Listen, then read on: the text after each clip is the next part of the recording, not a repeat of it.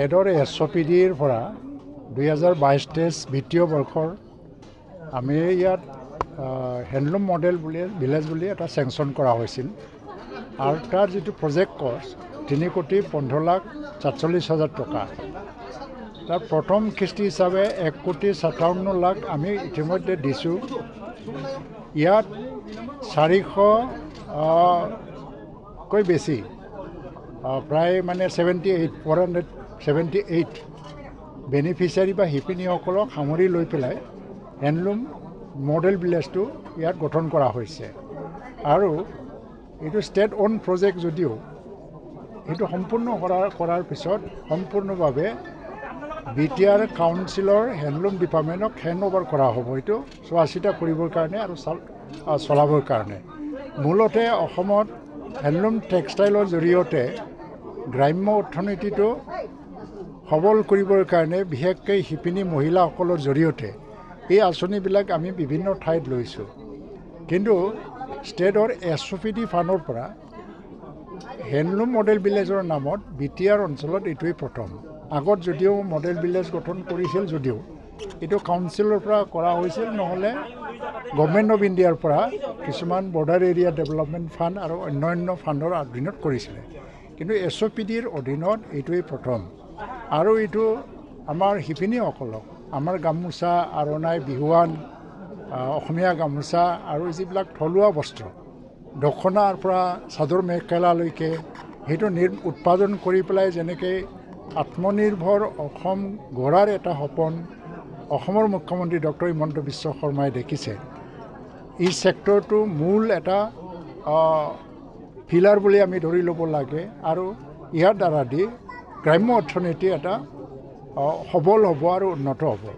আৰু আজি যিটো আমি কৰিবলৈ গৈ আছোঁ যে ইয়াত বিভিন্ন এটা পাৰ্ট আছে, যেনেকৈ এটা বিল্ডিং হ'ব ট্ৰেইনিং চেণ্টাৰৰ নামত আৰু ইয়াতে যিসকল উইভাৰ্ছ শিপিনীসকল তেওঁলোকক কাপোৰ বোৱা ট্ৰেইনিং দিব আৰু ডিজাইনিঙৰ ট্ৰেইনিং দিব, জেকাৰ্ড মেচিন দিয়া হ'ব, ঠিক তেনেকৈ বেটছ বাই বেটছ।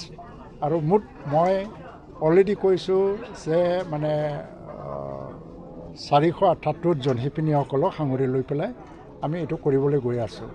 তো ইয়াৰ লগতে আৰু কেইবাজনো অলৰেডি ৰেজিষ্টাৰ্ড উইভাৰ্ছ আছে, শিপিনী আছে, তেওঁলোকক লৈ হয়তোবা 700মান হ'ব পাৰে। এইটো ডাঙৰ এটা প্ৰজেক্ট, শিপিনী কেন্দ্ৰিক যিটো প্ৰজেক্ট আমি কৰিছোঁ এইটো ডাঙৰ প্ৰজেক্ট।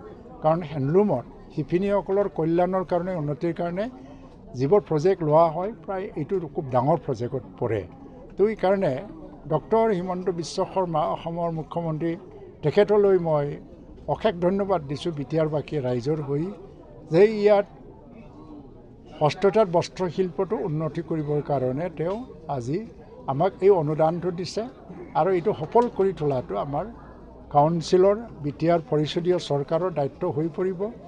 আজিৰ পৰা যিটো আৰম্ভ কৰা হৈছে সেইটো সম্পূৰ্ণ হোৱাৰ পিছত এই অঞ্চলত বিশেষকৈ বস্ত্ৰ উদ্যোগ আৰু শিপিনীসকলৰ কল্যাণৰ কাৰণে যিখিনি আমাৰ কৰিব লগা কাম হ'ব এইটো সম্পূৰ্ণভাৱে আমি বজাৰ দিয়া, বজাৰ কেন্দ্ৰিক বা এনেকৈ মাৰ্কেট চেট বনোৱা এইবিলাক পৰ্যায়ক্ৰমত আমি কৰি যাম। প্ৰয়োজন অনুসাৰে তাৰ যিটো এটা পুঁজি যিখিনি দিয়া হৈছে 3,15,00,000, যদি প্ৰয়োজন হয় কাম কৰাৰ শেষৰ দিন পিনে যদি কিছু অৰ্থৰ প্ৰয়োজন হয় ৰাজ্য চৰকাৰে তাক দিবৰ কাৰণেও প্ৰস্তুত।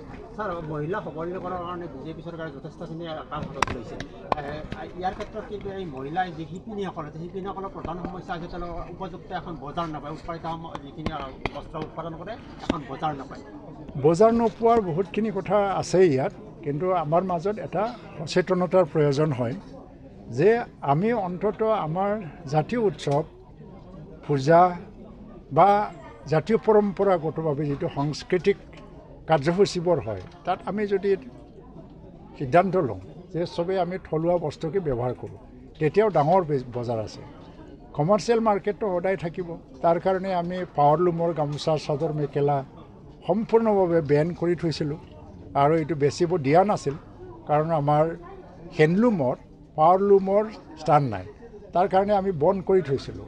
কিন্তু আমাৰ গুৱাহাটী হাইকোৰ্টত কোনোবা অৰ্গেনাইজেশ্যনে কেছ দি পেলাই আকৌ এটা জঞ্জাত মানে জট লগাই থৈছে তথাপিও আমি চেষ্টা কৰি আছোঁ যে আমি পাৱাৰলুমৰ গামোচা আৰণাই বা চাদৰ মেখেলা যদি হেণ্ডলুম ক্ষেত্ৰত যিবিলাক আহি আছে আমাৰ হেণ্ডলুমৰ নামত পাৱাৰলুম ব্যৱহাৰ কৰি পেলাই যিবিলাক বস্ত্ৰ ইয়াত বজাৰখন দখল কৰি আছে সেইটো সম্পূৰ্ণভাৱে বন্ধ কৰিব পাৰিলে আমাৰ থলুৱা বস্ত্ৰ উৎপাদনৰ ক্ষেত্ৰত যথেষ্ট উদগনি আমি পাম আৰু আমাৰ বস্তুবিলাকৰো বজাৰ পাব আৰু তাৰ কাৰণে আজি নতুন সজাগতাৰ প্ৰয়োজন যেনেকৈ স্কুলৰ ইউনিফৰ্মৰ কথা যদি আহি যায় আৰু আমি যদি আজি অফিচবিলাকৰ বিভিন্ন ডিপাৰ্টমেণ্টে ইউনিফৰ্ম এটা প্ৰৱৰ্তন কৰিছে কাউন্সিল চৰকাৰৰ পৰা কিছুমান যদি আমি পলিচি লওঁ যে য'ত ইউনিফৰ্মৰ প্ৰয়োজন হয় এইটো হেণ্ডলুমৰ প্ৰডাক্টেই হওক তো তেতিয়া ইয়াত বজাৰটো পাব আৰু ঠায়ে ঠায়ে এই জাগৰণ আৰু সচেতনতা যদি আমি আনিব পাৰোঁ ভৱিষ্যতত আমাৰ হস্ততাঁত বস্ত্ৰশিল্প তাৰ ভৱিষ্যত উজ্জ্বল